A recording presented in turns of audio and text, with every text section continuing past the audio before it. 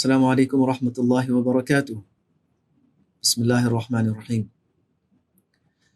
Thank you for this opportunity to speak about the importance of preserving and protecting this wonderful planet that we all live on and enjoy.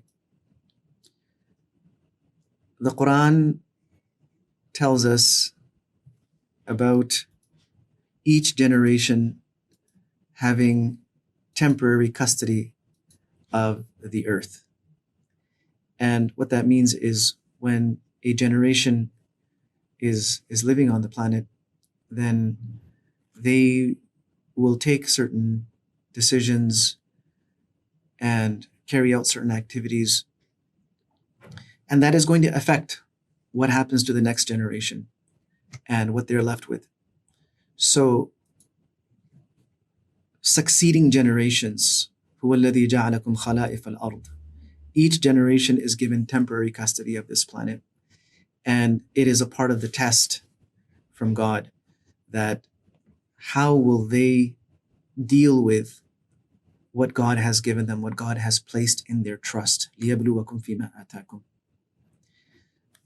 In this short talk, I would like to share a few points from the Islamic tradition that relate to our dealings with the planet and most specifically the great resource of water. In over 60 places, the Quran talks about the importance of water, the significance of water as a bounty, as a resource, as something crucial. And it also gives us subtle warnings that this bounty doesn't have to remain forever, because in one place it says that we have sent down this water in a measured proportion, and we have made arrangements for it to stay on this earth. We're talking about fresh water. So how does it stay on this earth? فَسَلَكَهُ يَنَابِيعَ, in one place, that it is diverted into various channels, streams, lakes, rivers, ponds, and so on and so forth. And in this way, it is made accessible to human beings and to other creatures. But the Quran also says, وَإِنَّ عَلَى ذَهَابٍ بِهِ لَقَادِرُونَ, that God does have the ability to take this water away. Now, why would he take that water away? Well, one of the rules or guidelines that are given in many religious traditions is the more we look after a blessing, then the longer that blessing remains.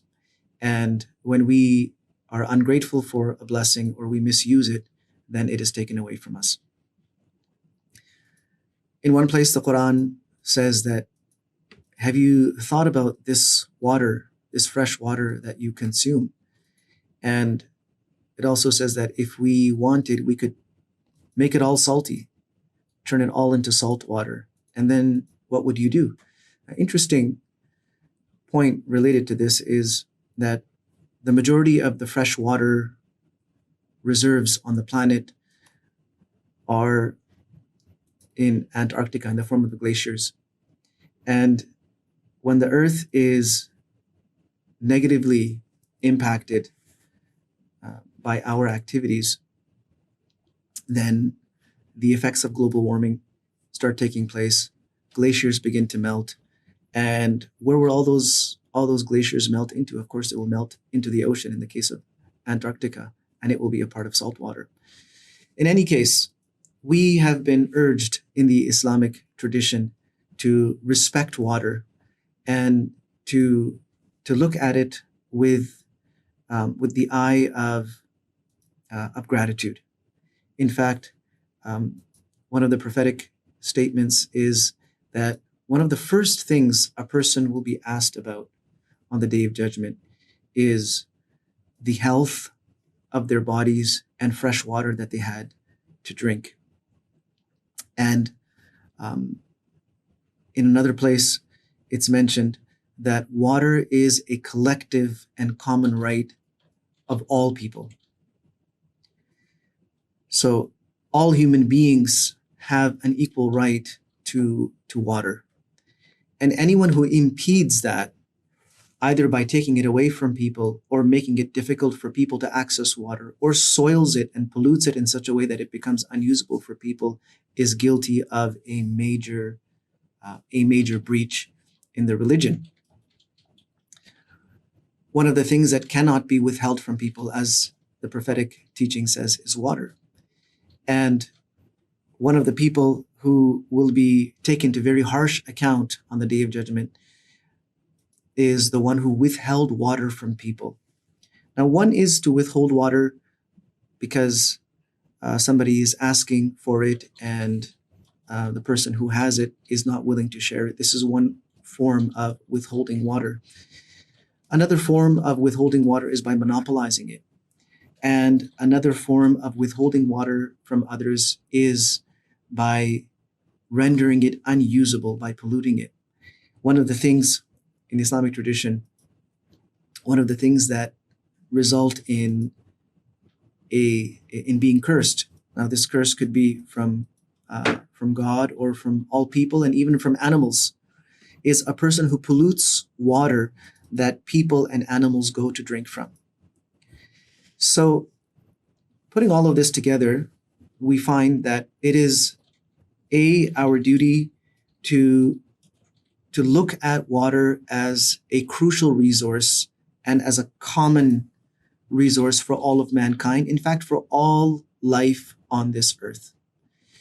The second thing is to make sure we don't do anything to the water resources that would make them unusable or compromise the quality of water, because a compromise in the quality of water directly results in a compromise in the quality of life for human beings and for animals.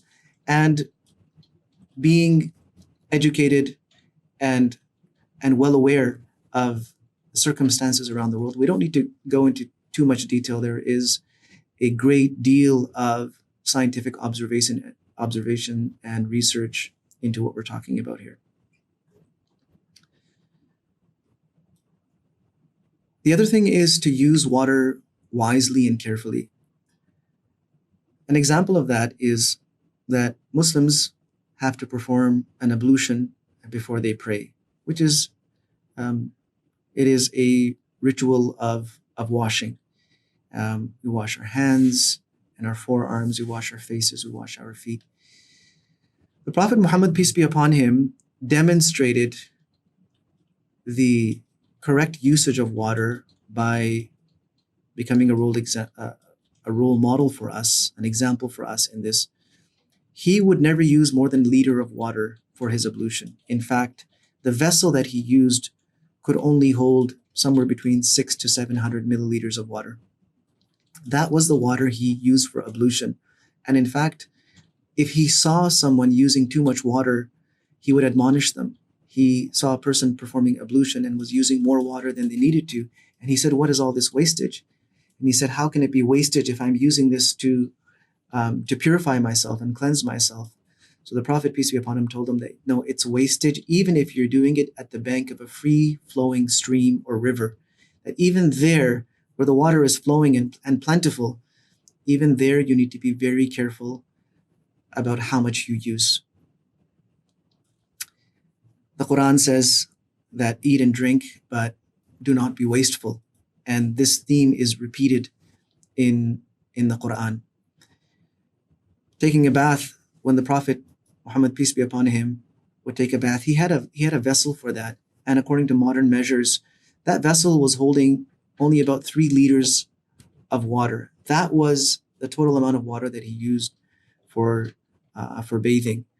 All of this is teaching us about conservation and preservation of this vital resource. It is a common right. It is a crucial resource. And what happens to our water directly impacts life on this earth, whether it is the fresh water that we are drinking, or it's the water in the oceans, in which so much marine life is thriving, and that also has a direct impact on the rest of this planet. It's time that we took careful measures and quick steps to making sure that the resource of water is preserved and conserved, it is looked after, and it is kept clean and pure so that life on this planet can continue to thrive. These were some thoughts from the Islamic tradition, and hopefully this will give us some insight as to the religious duty of human beings towards water from the Islamic perspective. Thank you very much for watching, and I hope that we can take some serious measures to make sure that A, we stop the harmful activity, the activities that are harming our planet, and B, we come up with sustainable programs to educate our communities about this and to educate mankind at large, and at least from the perspective of spirituality and religion, take this very, very seriously. Thank you very much.